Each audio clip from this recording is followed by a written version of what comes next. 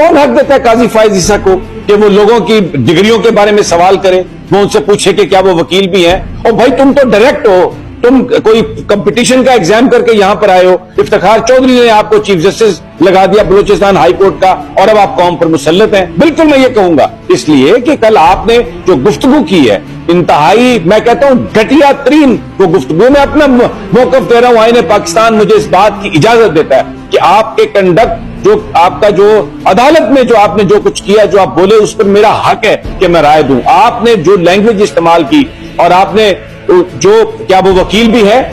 अगर वो high court का वकील रजिस्टर्ड नहीं है तो पिटीशन कैसे फाइल कर सकता है? और उसके बारे में तज़हीक आमेज लहजे में बात करना काजी फायज ईसा का कोई इख्तियार नहीं है, किसी जज का ये इख्तियार नहीं है कि आप किसी की तौहीन करें। एज ए पाकिस्तानी मेरा ये राइट है, मुझे ये आइन देता है। आप भले जो सोचना है, जो करना है आप कर लें, इस बात पर कोई किसी बात से खौफजदा हम नहीं है, इसलिए कि जो हमें आइन हक देता है हम उसको इस्तेमाल करेंगे। आपकी गुफ्तगू बहुत ही तकलीफ देती है। और फिर मिशाल यूसुफजई के साथ जो आपने किया, आप एक लड़की को जो एक आके बात करना चाह रही है, आप उसको पोलाइटली भी कह सकते हैं। चीफ जस्टिस का जो ऑफिस है, आपका जो मर्तबा है, वो डिमांड करता है इस बात को कि आप सिर्फ अपनी अहलिया की रिस्पेक्ट ना करें, आप सिर्फ अपने अजीजो अकारब की रिस्पेक्ट ना करें, पूरे पाकिस्तान की खवातीन की आप रिस्पेक्ट करें।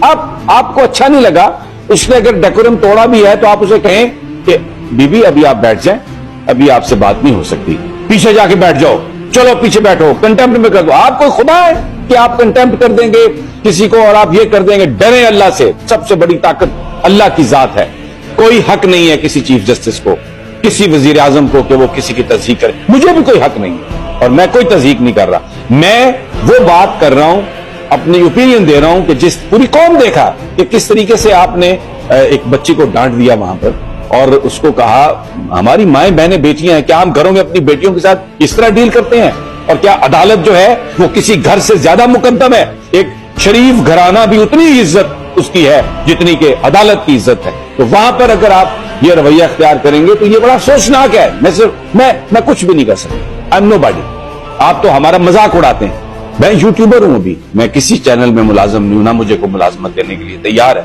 लेकिन आप कहते हैं कि ये कोई भी कैमरा वो फोन उठा लेता है और वो यूट्यूबर बन जाता है। मत तज़हीक करें आप लोगों के प्रोफेशन की, जहां से हम रोजी और रिज़्क कमाते हैं। बहुत इज्जतदार और काबिल इज्जत हैं वो लोग जो इस वक्त इस मुआशरे की खराबियों को आश्कार करते हैं, जो वो कोताहियां जो आपके ऑफिस में भी हो रही हैं उसको हाईलाइट करते हैं। तो आपके नजदीक हो सकता है कि हमारी कोई इज्जत ना हो, लेकिन हम आपकी इज्जत करते हैं। अल्लाह ताला ने आपको ये मनसब दिया है और हम उसकी इज्जत करते हैं, उसकी तकरीम करते हैं, इस अदालत की तकरीम करते हैं। लेकिन जहां जहां इस अदालत का इमेज मुजरू होगा आपके किसी काम से, आपके किसी एक्शन से, हम बोलते रहेंगे। आप हमें खामोश नहीं करा सकते, इसलिए कि ये हक हमें आइन ने दिया है इज्जत से रहने का और यहां पर जो कुछ हो रहा है उस पर अपनी राय देने का, अपनी हदूद में रहते हुए।